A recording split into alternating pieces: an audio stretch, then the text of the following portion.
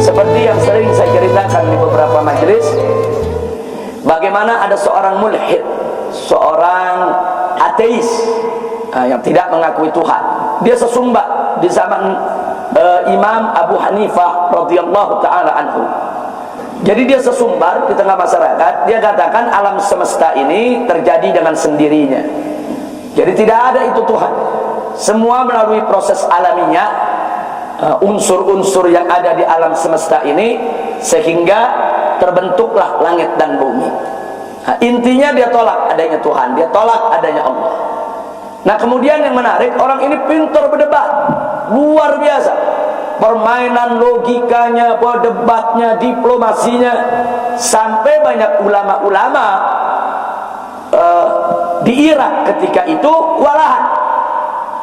Dia tantang semua ulama untuk berdebat sama dia. Ada beberapa ulama yang maju, kalah berdebat. Nah begitu ulama berdebat kalah, umat kan ikut yang menang. Ini bahaya. Umat begitu lihat, kok ini orang hujahnya kuat, ini ulama gak benar, dia ikut rame-rame. Nah makanya hati-hati, jangan coba-coba berdebat, apalagi kalau anda dianggap mewakili umat Islam atau mewakili ahlus sunnah wal jamaah. Gak punya kemampuan, minggir. Nah ini yang terjadi di Irak ketika itu. Akhirnya para ulama ini melihat, walaupun ilmu mereka banyak, tapi menghadapi logika orang ini, para ulama ketika itu nggak mampu. Akhirnya mereka rame-rame datang ke Imam Abu Hanifah meminta bantuan. Abu Hanifah tinggal di seberang sungai ketika itu. Mereka datang, mereka sampaikan kepada Abu Hanifah bahwa di kota mereka ada kejadian macam ini, macam ini. Mereka minta supaya Abu Hanifah bersedia berdebat dengan orang tersebut, karena Abu Hanifah ini terkenal dengan logikanya, min ahdir ra'i. Nah, Abu Hanifah diceritakan persoalannya. Kata Abu Hanifah, kalau begitu baik, sampaikan ke dia. Dia lagi nantang-nantang ulama, siapa yang mau debat. Abu Hanifah siap untuk menghadapi dia. Ditetapkan waktunya, ditetapkan tempatnya di lapangan terbuka, dan Abu Hanifah minta seluruh penduduk kota untuk dihadirkan. Ya pejabatnya, ya penduduknya, tokohnya, ulamanya, semua untuk dihadirkan. Dibuat panggung untuk mereka berdebat. Sudah ditetapkan jamnya di pagi hari. Nah begitu hari haknya, semua yaitu pejabat, ulil amri kumpul, semua para ulama kumpul, umat kumpul di lapangan. Dan orang ini juga datangnya luar biasa. Sebelum waktunya dia sudah datang, percaya diri. Nah karena dia percaya diri, dia punya kemampuan untuk berdebat, nggak pernah kalah. Nah, karena dia percaya diri, dia datang lebih dulu. Nah kemudian pas waktunya, di waktu duha, kalau kayak kita sekarang sekitar jam 8, ternyata Abu Hanifah nggak datang. Ditunggu sampai jam 9, nggak datang. Ditunggu sampai jam 10, nggak datang. Yang gelisah para ulama. Ini bagaimana ceritanya kalau Abu Hanifah nggak datang? Oh gawat ini. Dan ternyata betul, begitu sekitar jam 10-an Abu Hanifah nggak datang sampai jam 11-an menjelang siang, orang ini mulai sesumbar di hadapan umat semua. Mana Abu Hanifah yang katanya mau berdebat? Dia nggak berani datang, karena dia tahu dia nggak bakal menang, karena dia tahu dia punya logika lemah, dia punya argumentasi lemah. Dia sesumbar, tinggal ulama yang ada di bawah kalang kabut, gelisah. Ini orang sesumbar panjang lebar. Kemudian mulailah dia sampaikan pemikiran-pemikirannya. Nggak ada itu Tuhan, alam semesta ini terjadi dengan sendirinya. Dan orang ini memanfaatkan kesempatan, mumpung orang ribuan yang hadir. Kapan lagi dia kemukakan dia punya pendapat? Selama ini kan dia kemukakan pendapat dari kelompok ke kelompok, dari orang ke orang. Saat ini orang kumpul, dia tidak menyia-nyiakan kesempatan. Dia propagandakan dia punya pemikiran depan umat. Nah begitu dia sudah propagandakan panjang lebar, pada akhirnya Abu Hanifah tetap belum datang. Orang ini merasa menang.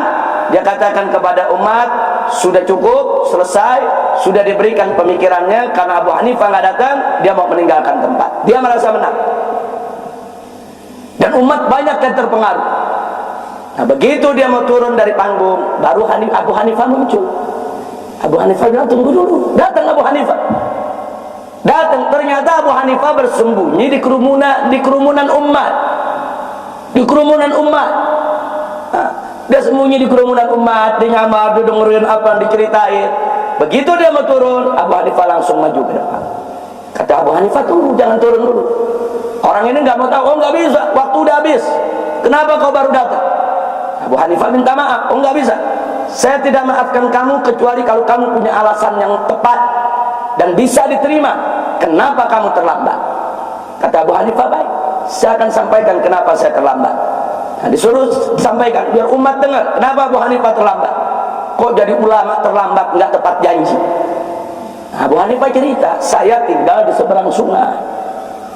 Saya tidak tinggal di sini. Waktu saya jalan dari rumah saya sampai di pinggir sungai, nggak ada perahu. Saya nggak bisa berenang. Bagaimana mau nyebrangnya? Saya nggak bisa. Saya duduk terbenung di pinggir sungai. Bagaimana cara saya nyebrang? Saya duduk di bawah sebuah pohon di pinggir sungai. Saya cari cara bagaimana saya nyebrang. Subhanallah, kata Abu Hanifah. Tahu-tahu pohon di samping saya rubuh sendiri, terbelah sendiri. Begitu terbelah sendiri, masing-masing bergerak membentuk sebuah perahu. Ada sampannya. Ini kan namanya pucuk di kita, ulam tiba. Ada perahu jadi sendiri. Sama sampannya, kata Abu Hanifah. Aku naik, aku dayung, aku sampai ke seberang. Baru aku sampai kemari. Apa jawab orang ini? Abu Hanifah, ente waras apa enggak? Kata Abu Hanifah, memang kenapa?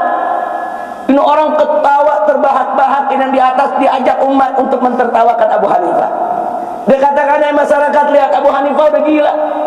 Apa kalian bisa percaya ada perahu terjadi dengan sendirinya?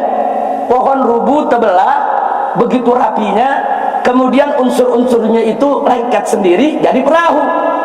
Percaya enggak? Umat jawab enggak percaya. Abu Hanifah udah gila, kata dia. Oh, dia bangga. Terus kata Abu Hanifah, sebentar. Kata Abu Hanifah, kalau kau katakan aku gila karena ada perahu kecil yang terjadi dengan sendirinya, itu lebih gila lagi. Ente bilang matahari terjadi dengan sendirinya, bulan terjadi dengan sendirinya, bumi terjadi dengan sendirinya, itu semua pohon-pepohonan yang ada di sekitar kita terjadi dengan sendirinya. Terus diri ente terjadi dengan sendirinya, ente lebih gila lagi. Nah, karena kita sama-sama gila, udah gak usah berdebat. Abu Hanifah turun terus pulang. Itu umat yang hadir, itu seperti terbuka otak mereka. Langsung mereka bilang, betul, kalau perahu saja yang kecil nggak mungkin bisa terjadi dengan sendirinya, bagaimana alam semesta, bagaimana langit, bagaimana bumi? Ada masyarakat bilang apa? Kita dikadarin orang gila. Bubar semua, ya ikhwan.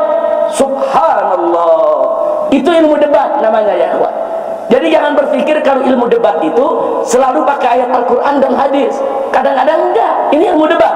Abu Hanifah nggak datang bawa ayat Quran, nggak datang bawa hadis Nabi. Kenapa? Karena yang dihadapi ini nggak percaya Quran, nggak percaya hadis.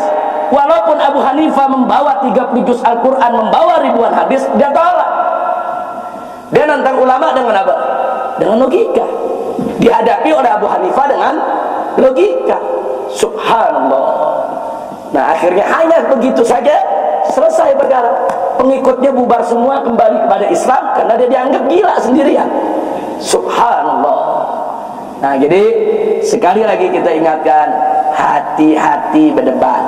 Kalau tidak punya kemampuan, jangan berdebat. Sebab di kalangan liberal misalnya, mereka memang dididik untuk berdebat. Dididik untuk berdebat. Jadi ada pendidikan khusus, di training untuk berdebat. Begitu juga di kalangan Syiah. Memang ada ilmu khusus untuk berdebat, berdialog dengan orang, diajarkan. Nah, sementara di kalangan Ahlus Sunnah, ilmu debat ini memang gak diajarkan, karena Ahlus Sunnah ini tabu dengan debat. Memang gak mau berdebat, kecuali kalau terpaksa.